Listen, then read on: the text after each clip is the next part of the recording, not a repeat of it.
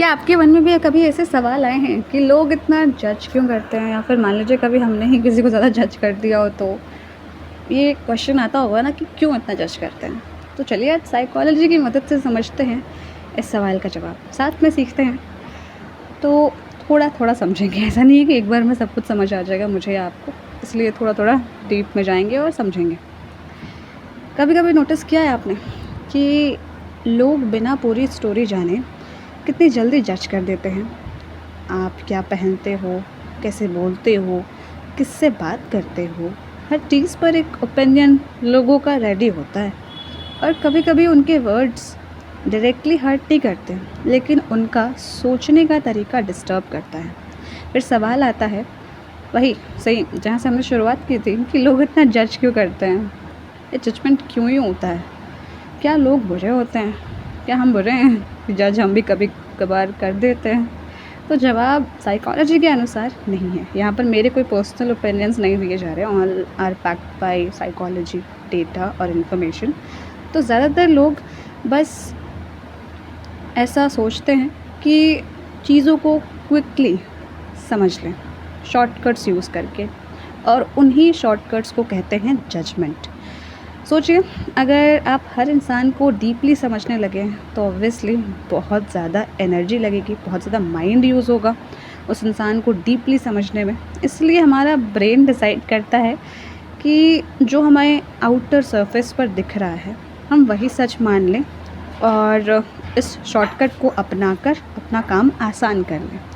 लेकिन फिर प्रॉब्लम भी यही होती है कि जब ये शॉर्टकट बिल्कुल अल्टीमेट 110% सच बन जाता है हमारे माइंड में लोगों के प्रति, तो जैसे ही हमें अगर कोई शांत दिखे तो हम समझते हैं कि बहुत ज़्यादा एटीट्यूड होगा, कोई ज़्यादा कॉन्फिडेंट दिखे तो लगता है कि शो ऑफ हो रहा है, कोई अलग हो थोड़ा तो लगता है कितना वियर्ड, यानी कि अजीब है।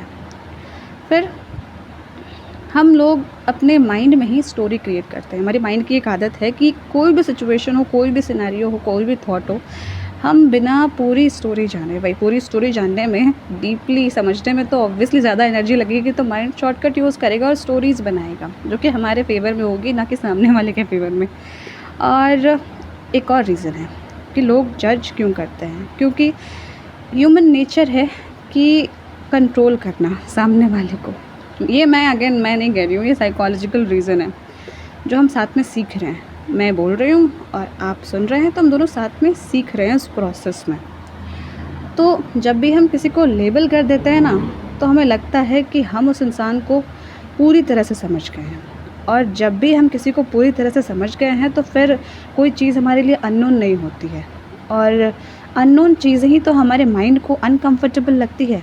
इसलिए कभी कभी जजमेंट का यूज़ हमारे माइंड की जो अनकंफर्टेबल वाली फीलिंग है ना, उसको हटाने के लिए हमारा माइंड खुद ही यूज़ करता है। क्यों? क्योंकि हमने जजमेंट पास कर दिया बिना डीप नॉलेज के, ज़्यादा एनर्जी भी इन्वेस्ट नहीं की और अपने माइंड से ज़्यादा काम भी नहीं करवाया, शॉर्टकट्स यूज़ करके, और अननोन चीज़ों से भी दूर नहीं रहे। बिकॉज़ हमने तो माइंड में मान लिया है ना कि जो हम बोल रहे हैं वही सच है, तो लेबलिंग कर दी है लोगों के, तो माइंड भी रिलैक्स हो गया एक तरीके से।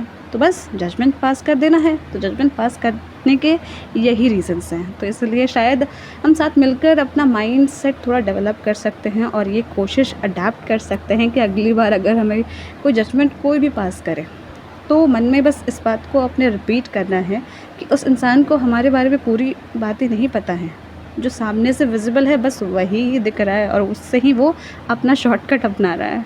हमारी पूरी कहानी हमें खुद को पता है, इसलिए नो टू जजमेंट्स।